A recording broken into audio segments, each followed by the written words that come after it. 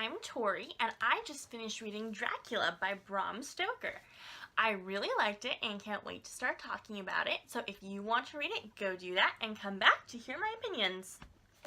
So, Dracula was written by Bram Stoker, and I read a version that was an audiobook, and it was narrated by Gildert Jackson, and I really liked his narration. And it was very interesting for me to actually read Dracula because I know our culture, we know so much about it. He shows up in all kinds of things. Everything makes a parody about him, and so it's really interesting to see where all that stuff started and what the original story was like. I've put off reading Dracula for a really long time because I can't stand any books or movies that are too scary, so I thought I wouldn't be able to handle this, but this was just the right amount of slow creepiness that was a little creepy, but I could still sleep at night, and so it was perfect. So I really liked the journal format. I thought that was very fun, and I liked how it started out kind of feeling like random found footage, and you didn't really know how all this had been put together, and you just sort of figured, okay, so it's a bunch of random papers. And as the story went on, you saw the people actually assemble it, and you saw the story creating itself. So that was very cool. I was also very interested to learn about the vampires and how their powers originally worked in this story, since so many other stories have been based on it.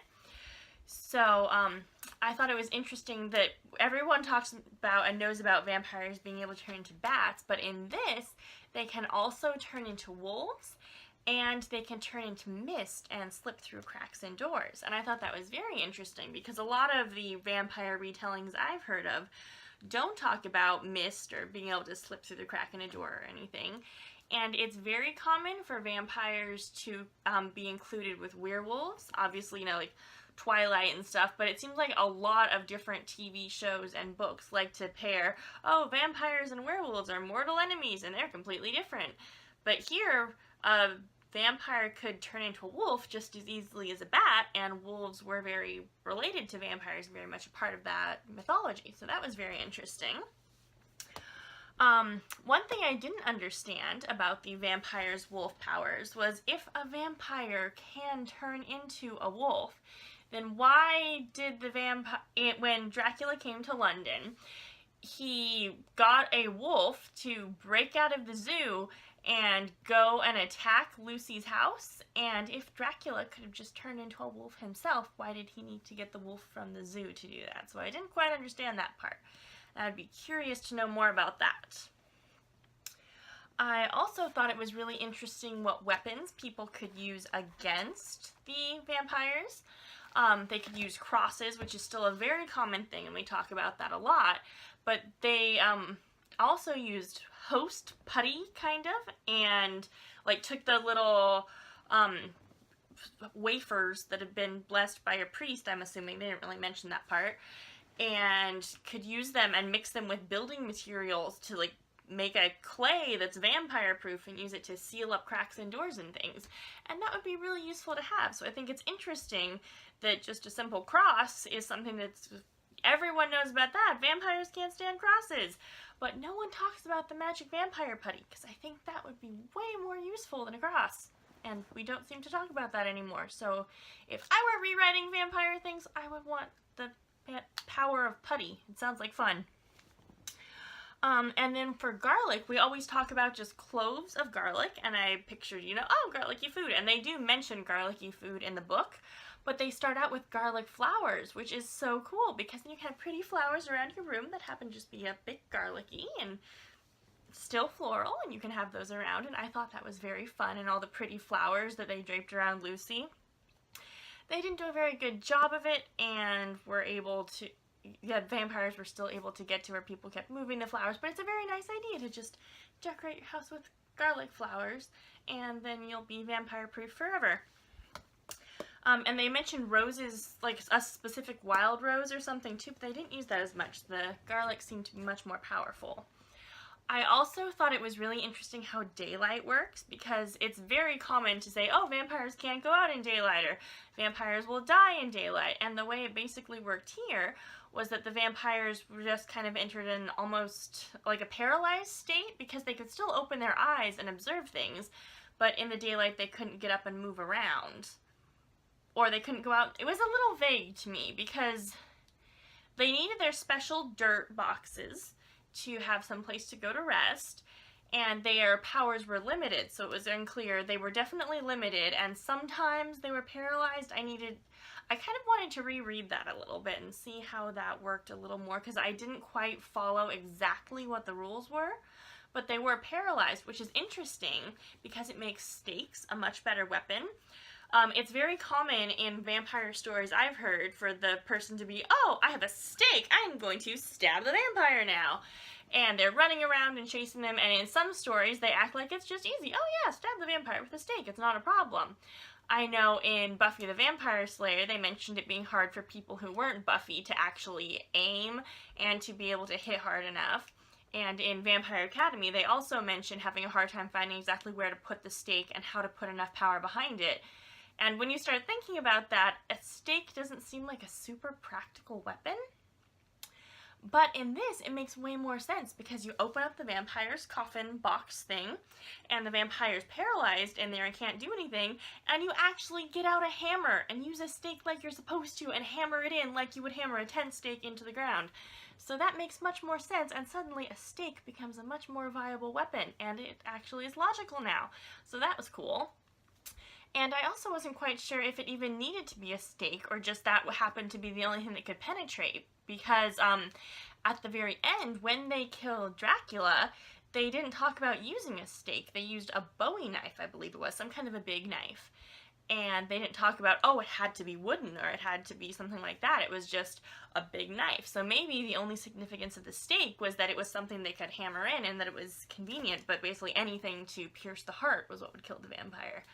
And it was also unclear to me of if it had to be the heart stabbed, the head cut off, and the mouth filled with garlic, or if it was sort of a pick any two kind of a situation, or one would work, but let's do three just in case. I wasn't quite sure about that after seeing the Lucy being killed death scene and the scene with the other female vampires in Dracula's castle and then Dracula himself. It seemed like the rules weren't super set in stone all the way through, so I'd be curious to know, to kind of go into the story more and reread and like really take notes and analyze and try to figure out what the exact formula for killing a vampire is. I thought it was really interesting that when you kill a vampire, all the vampires he's influenced or created cease to be. I wasn't quite sure if it was just all the ones that are in transition will not become vampires, or if all the vampires that Dracula had created would suddenly be at peace. I didn't know how that was working, but it made me think of Vampire Diaries, when you kill an original and every vampire that's been created from their line dies too. It kind of felt like that, and I was wondering if that was where they got the inspiration for that. So the story I really liked. It felt like it had three distinct parts to me. The first part was Jonathan Harker going to visit Dracula, and that part was a little slow for me, also because I was expecting it to just be that for the entire book, and I was thinking that it would drag on a really long time if the entire book was just Jonathan Harker in Dracula's castle. But that was fun. It was interesting because that was the only time where we really got to see Dracula as a character. After that, he was definitely a presence and he was felt, but you didn't interact with him and you didn't talk to him.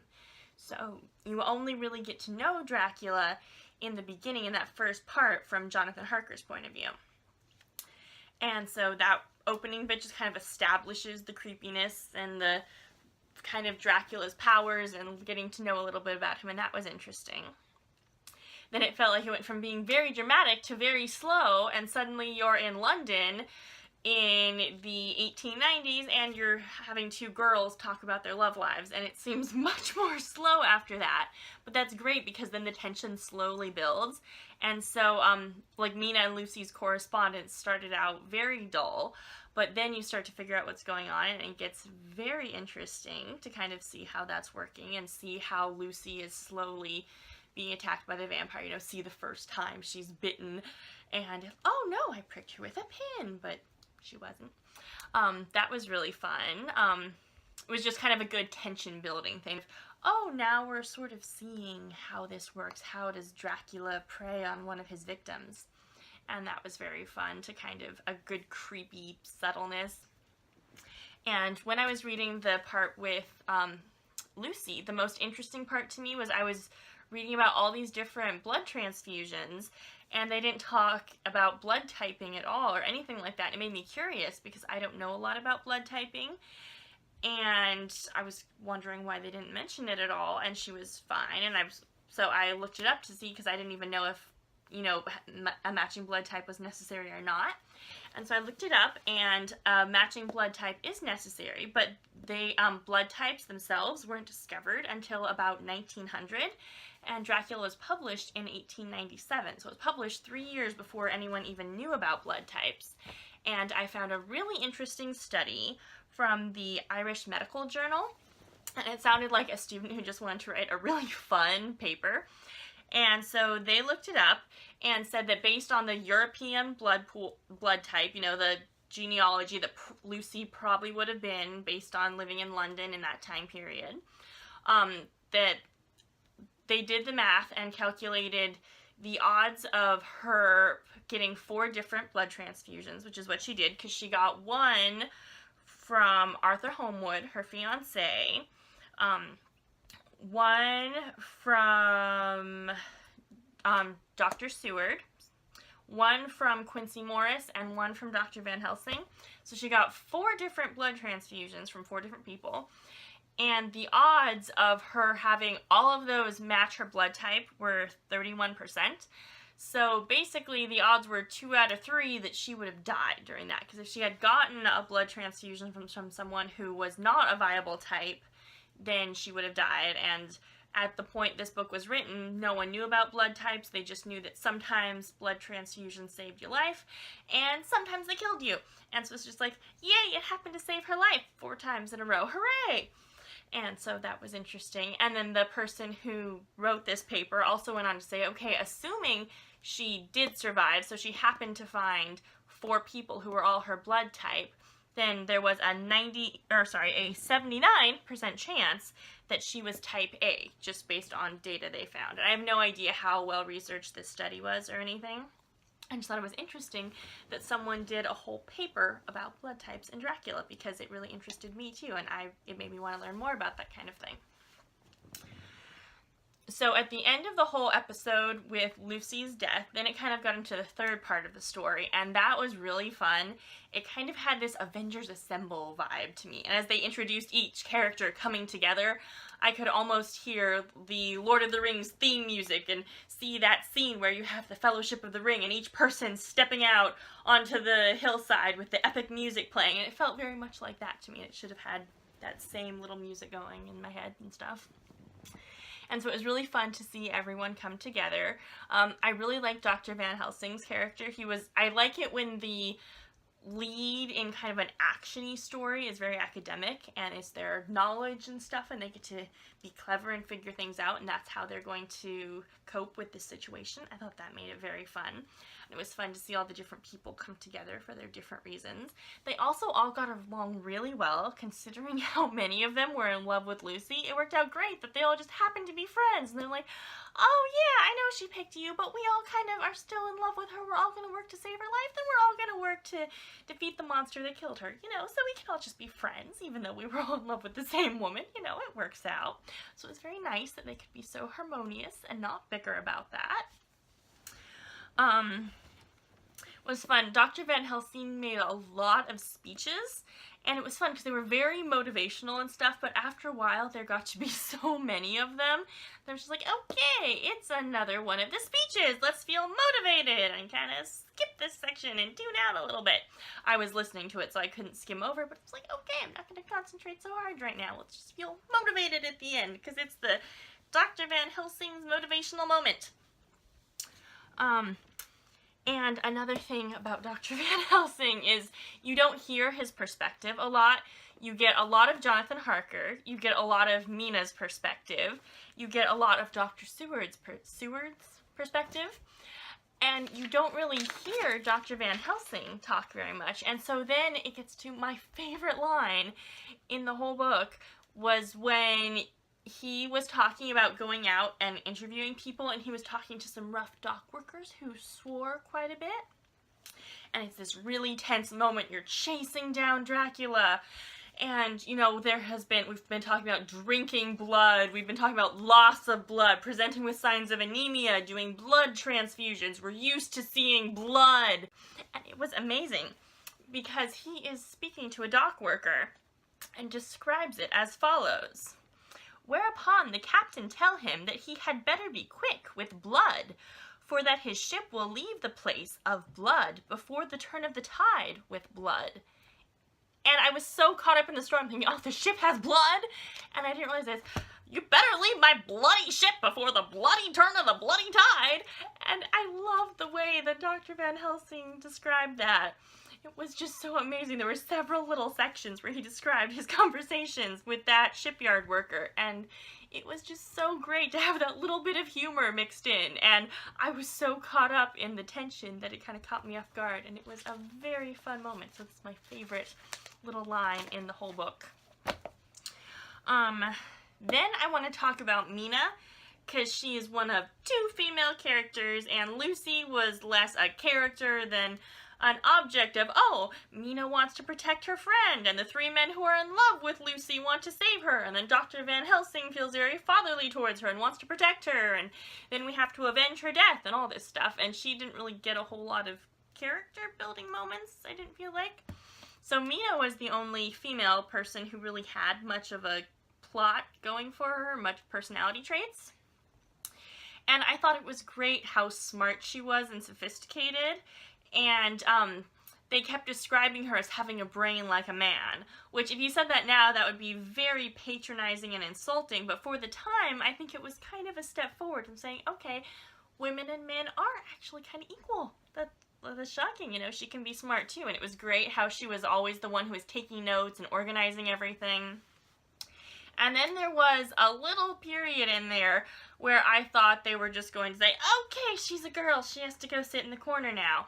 And they decided, all right, well, Mina, you've been very helpful. Now you go sit in the corner while the boys take care of things. And I was about to be really annoyed with the author.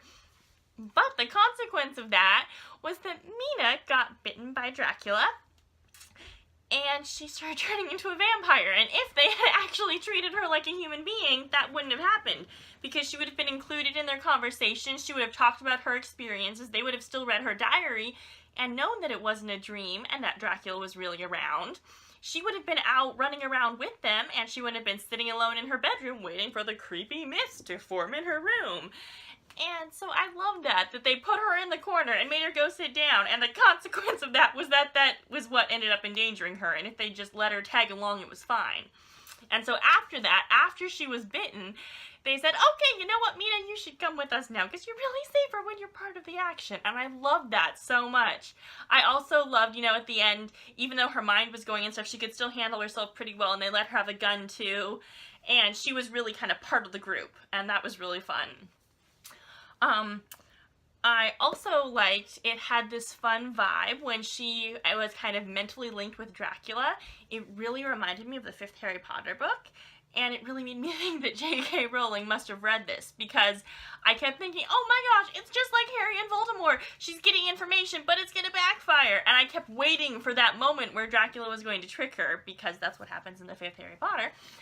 And he didn't, and so I was thinking, okay, you know, that Harry Potter came after this, we're okay, but it was really interesting for me to see those parallels. It's like, it was a familiar place to be, to see the mental link that can be a blessing and a curse. That was really fun. I thought it was interesting, at the end they said that Mina and Jonathan's son was born, his birthday was the date of Quincy's death, so I took that to mean that he was born a year later, or maybe more years later.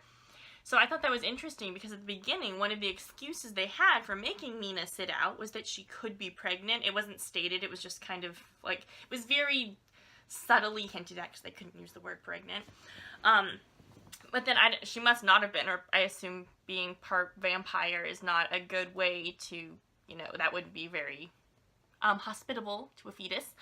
But, so that would mean, then in my mind I was guessing, you know, she's cured of being a vampire on the day that Dracula dies. And then 3 months later she gets pregnant, and then her son is born, you know, 9 months later, 1 year after that. So I guess that kind of makes sense, you know, it was fun.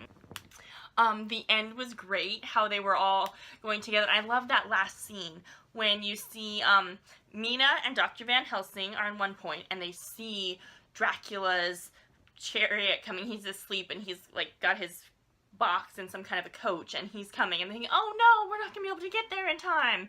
And then suddenly you see the other two groups, two people coming this way and two people coming this way, and there's the big battle at the end, and you can just really visually see that. It seems like it would be really good cinematically. I haven't seen any movie adaptations of Dracula, but now I want to, and I really hope they included that, because it was such a striking visual, and I couldn't even see it, so I feel like if they did that in a movie, it would be very dramatic and fun. I thought it was interesting, you know, it makes sense they would have someone die, because, you know, you have to have stakes, but I thought it was funny that they made Quincy Morris die, because he's the most expendable. Lucy's already dead. Mina is the token woman, we all love her, we must save her. And then for her to have a happy ending, she has to get Jonathan, too, so that she can stay there, so he can't die. Then, Arthur Homewood, Lord Godalming, can't die because he's already mourning Lucy, and he has to live with that and cherish her forever. And Dr. Van Helsing can't die because he's awesome and we all adore him. And then Dr. Seward, we don't want him to die because we've had a lot of stuff from his perspective. So then there's just Quincy Morris. We've heard almost nothing from his perspective. He's just kind of the gung-ho American, and he doesn't have a whole lot of character. So, you know, it was one of the central group, but not one we're too attached to. So it's like, okay, you're dead and we're sad, but we didn't really miss you all that much. So, you know, he was the character who was just kind of in there to die, I felt like, but it worked. It was nice to know everyone's doing fine later. Oh yeah, everyone's happily married, you know, don't worry about them. That's kind of how stories are supposed to end, especially in this time period. Okay, everyone was happy, they settled down, you can ignore them now. So yeah, I really liked this book. I'm glad I read it, and it was very fun to have a vampire read around Halloween.